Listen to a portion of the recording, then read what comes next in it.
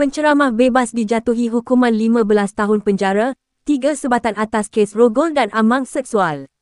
Seorang penceramah bebas telah menghadapi hukuman yang cukup berat setelah mahkamah mendapati beliau bersalah dalam kes yang mencetuskan perhatian ramai. Pada hari ini, di Mahkamah Session Kuala Lumpur, hakim telah menjatuhkan hukuman 15 tahun penjara dan 3 sebatan terhadap Muhammad Fatih Naim Mazlam atau lebih dikenali sebagai Ustaz Fatih Naim, atas kesalahan merogol dan melakukan amang seksual terhadap seorang kanak-kanak perempuan berusia 13 tahun. Tertuduh, yang merupakan seorang penceramah bebas dan bapa kepada 8 orang anak, didakwa atas 3 pertuduhan berasingan, 2 pertuduhan merogol dan 1 pertuduhan amang seksual fizikal terhadap mangsa yang ketika kejadian berusia 13 tahun. Kesalahan didakwa berlaku di sebuah kereta yang diparkir di dataran Eco World, Bandar Baru Puncak Alam, Selangor, pada awal bulan Julai dan 27 Julai 2021.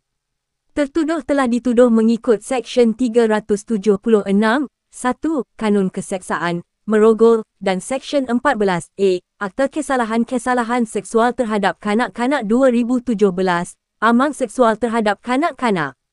Menurut keputusan mahkamah, pihak pendakwaan berjaya membuktikan kes terhadap tertuduh dan mahkamah berpuas hati bahawa tiada keraguan munasabah pada akhir pembelaan.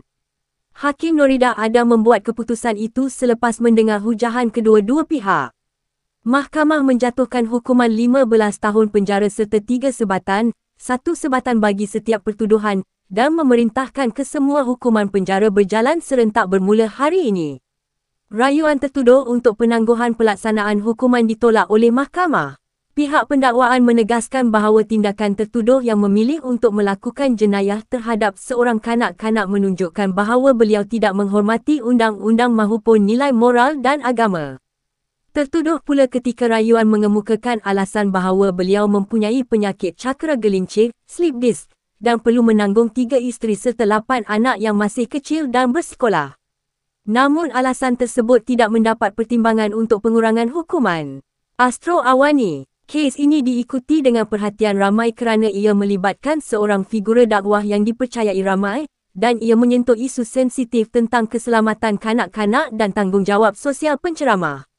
Dengan keputusan mahkamah hari ini, mesej jelas dihantar bahawa tiada siapa yang berada di atas undang-undang dan kesalahan terhadap kanak-kanak tidak akan dipandang ringan.